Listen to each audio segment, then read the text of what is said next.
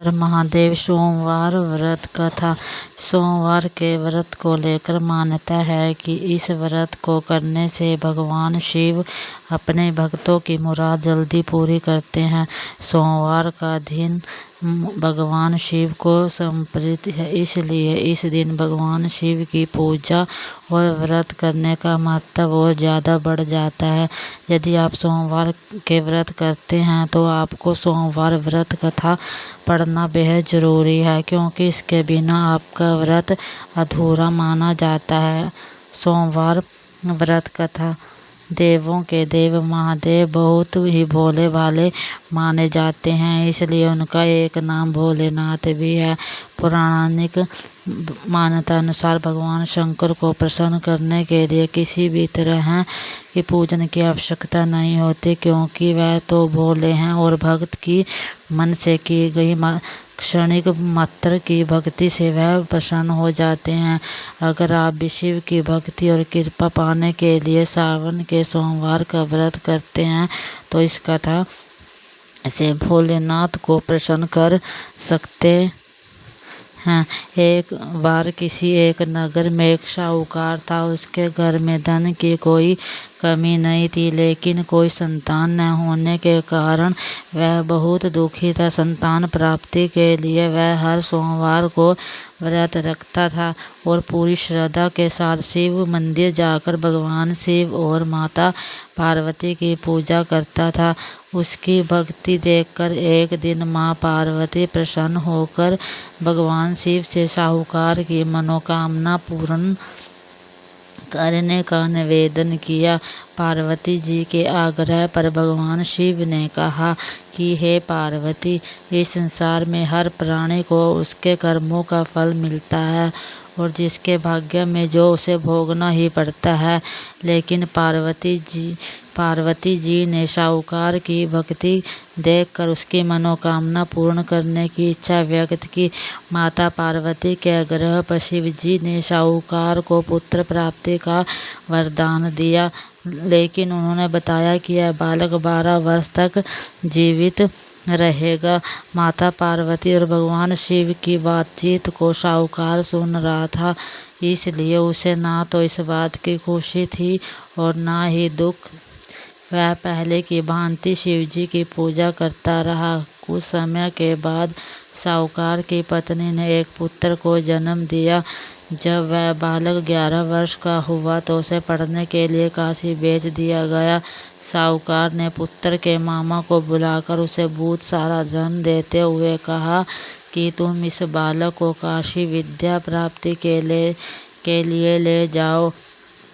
तुम लोग रास्ते में यज्ञ कराते जाना और ब्राह्मणों को भोजन दक्षिणा देते हुए जाना। दोनों मामा भांजे इस तरह यज्ञ कराते और ब्राह्मणों को दान दक्षिणा देने काशी नगरी निकल पड़े। इस दौरान रात में एक नगर पड़ा जहाँ नगर के राजा की कन्या का विवाह था, लेकिन जिस राजकुमार से उसका विवाह होने वाला था वह एक आंख से काना था। राजकुमार के पिता ने अपने पुत्र के काना होने की बात को छुपाने के लिए सोचा, क्यों न उसने साहूकार के पुत्र को दूल्हा बनाकर राजकुमारी से विवाह करा दूं। विवाह के बाद इसको धन देकर विदा कर दूंगा और राजकुमारी को अपने नगर ले जाऊंगा। लड़के को दूल्हे के वस्त्र पहनाकर राजकुमारी से विवाह करा दिया। साहूकार का पुत्र ईमानदार था, उसे यह बात सही नहीं लगी, इसलिए उसने अवसर पाकर राजकुमारी के दुपट्टे पर लिखा कि तुम्हारा विवाह तो मेरे साथ हुआ है, लेकिन जिस राजकुमार के संग तुम्हें भेजा जाएगा वह एक आंख से काना है। मैं तो काशी पढ़ने जा रहा हूँ। जब राजकुमारी ने चुन्नी पर लिखी बातें पढ़ी तो उसने अपने माता पिता को यह बात बताई। राजा ने अपनी पुत्री को विदा नहीं किया, फिर बारात चली गई।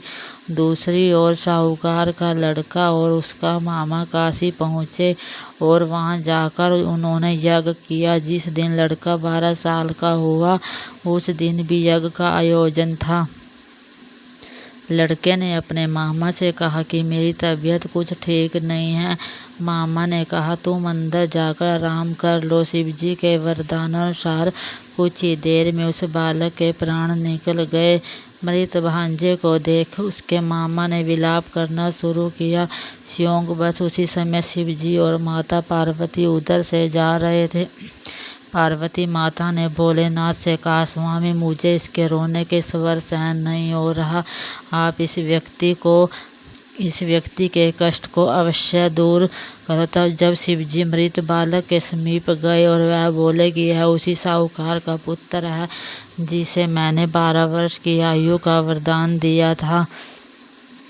अब इसकी आयु पूरी हो चुकी है। लेकिन मातृभाव से विभोर माता पार्वती ने कहा कि हे महादेव, आप इस बालक को आयु देने की कृपा करें, अन्यथा इसके वियोग में इसके माता पिता भी तड़प तड़प कर मर जाएंगे। माता पार्वती के पुण्य आग्रह पर भगवान शिव ने उस लड़के को जीवित होने का वरदान दिया। शिवजी की कृपा से वह लड़का जीवित हो गया। शिक्षा पूरी करके लड़का मामा के साथ अपने नगर की ओर वापस चल दिया। दोनों चलते हुए उसी नगर में पहुँचे जहाँ उसका विवाह हुआ था। उस नगर में भी उन्होंने यज्ञ का आयोजन किया। उस लड़के के ससुर ने उसे पहचान लिया और महल में ले जाकर उसकी खातिरदारी की और अपनी पुत्री को विदा किया। इधर साहूकार और उसकी पत्नी भूखे प्यासे रहकर बेटे की प्रतीक्षा कर रहे थे। उन्होंने प्रण कर रखा था कि यदि उन्हें अपने बेटे की मृत्यु का समाचार मिला तो वह भी प्राण त्याग देंगे। परंतु अपने बेटे के जीवित होने का समाचार पाकर वह बेहद प्रसन्न हुए। उसी रात भगवान शिव ने साहूकार के स्वप्न में आकर कहा, हे श्रेष्ठी, मैंने तेरे सोमवार के व्रत करने और व्रत कथा सुनने से प्रसन्न होकर तेरे पुत्र को लंबी आयु प्रदान की है।